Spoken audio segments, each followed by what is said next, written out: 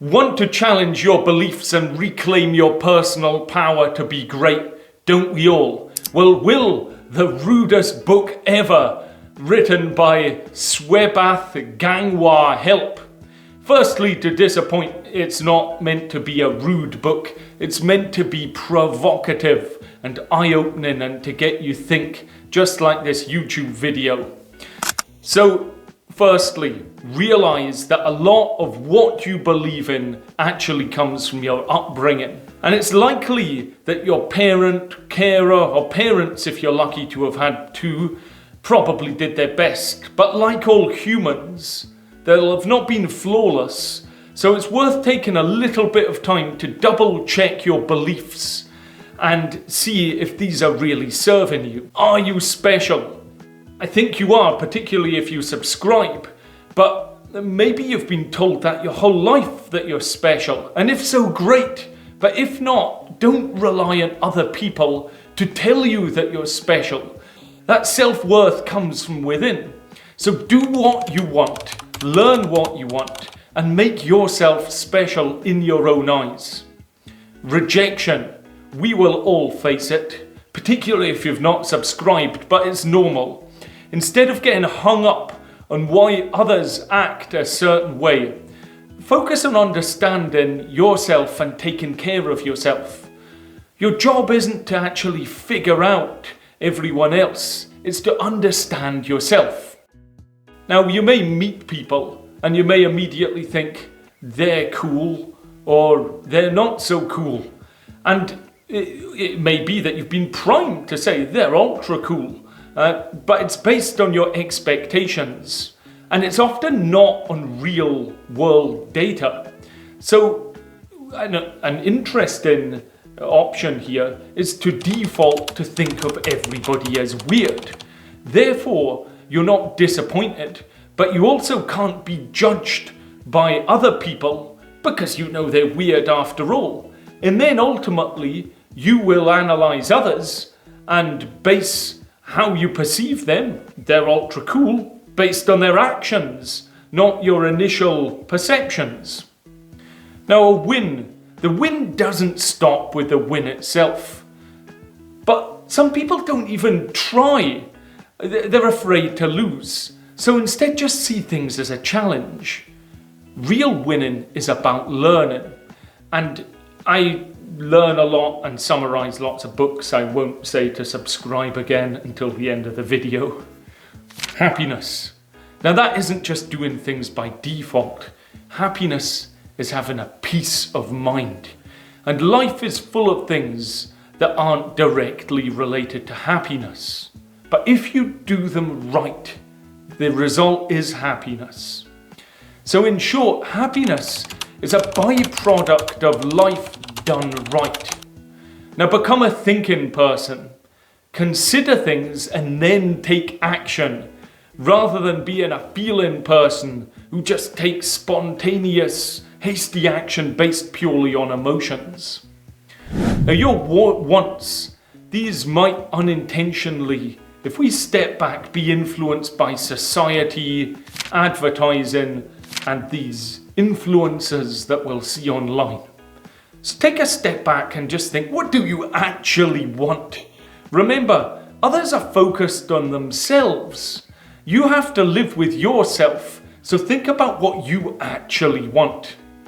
Now, long-term happiness, this involves two things: stability and cultivation. Stability gives structure to your future, while cultivation helps grow your mind. So listening to thought-provoking podcasts or watching movies that make you think can actually provide clarity about yourself. And my hack, I tell anybody, if you're watching a movie and you're learning a second language, get the subtitles on in that other language, and you'll actually concentrate more on the movie as well. Short-term pleasures. These can be divided into experiential joy and intellectual joy. Now, experiential joy are activities that give you joy and help you disconnect. This could be playing a racket sport, cycling, playing computer games or dancing, whereas intellectual joys stimulate your mind and they captivate your interest and keep you engaged.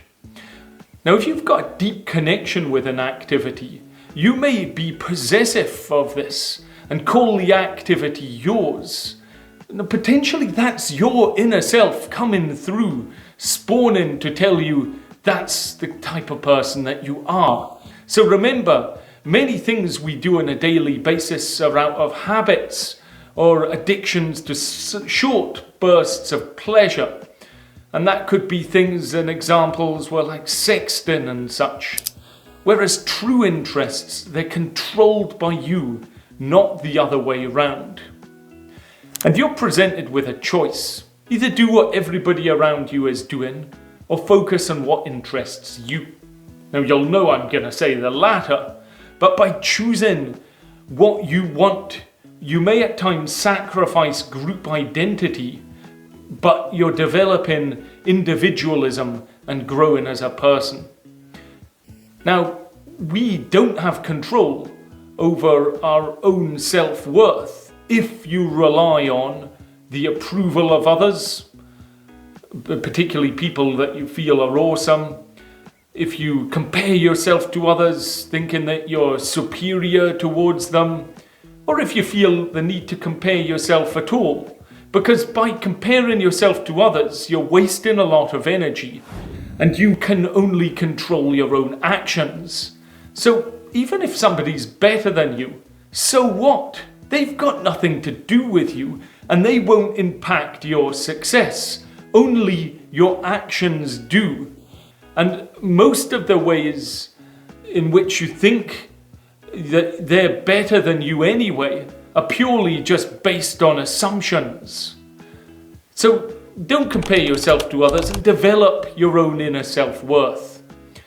Also, don't let the fear of others being better ruin your mood ever, because people are generally only interested in their own lives, and impressing others doesn't really matter as much as we think at all.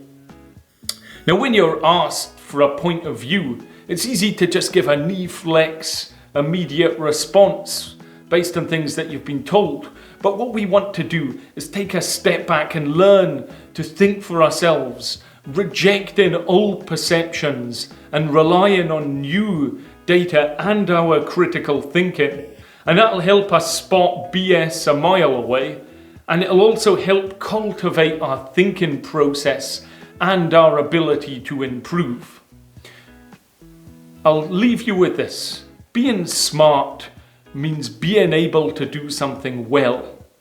Being clever means using that ability for self-benefit, whereas being intelligent involves being self-aware, and then this will turn into being wise, which means fully embracing our own self-awareness. Now, it's not wrong to be impressed by amazing achievements, but don't let that make you ever think that you cannot achieve similar things, because you can. And knowing yourself is the greatest superpower that any person can possibly have. If you want to grow with me, feel free to subscribe. I summarize lots of books. I'd love to see you next time.